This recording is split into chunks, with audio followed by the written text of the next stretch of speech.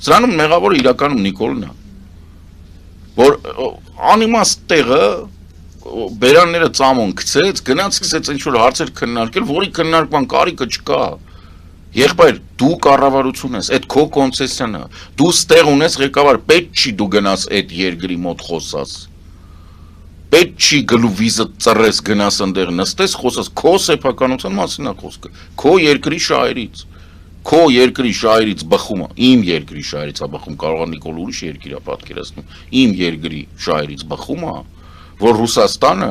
իր ամբողջ լրտեսական ցանցով, որը Արցախի պատմության վրա մենք համոզվեցինք, որ Ռուսաստանի լրտեսական ցանցը, Ռուսաստանի անունով երդվող ռուս բարեկամները իրականում այս sense ծախում են քեզ թուրքերին ու թռնում են։ Հիմա եմ ասում, չեմ ուզում 20 թիվը գնամ, որ ասենք չասեն, այս ինչ ես բան անում, հա, տենց ինչ որ սևրի պայմանագիր ես ուզում մեյդան բերես, չէ, Արցախում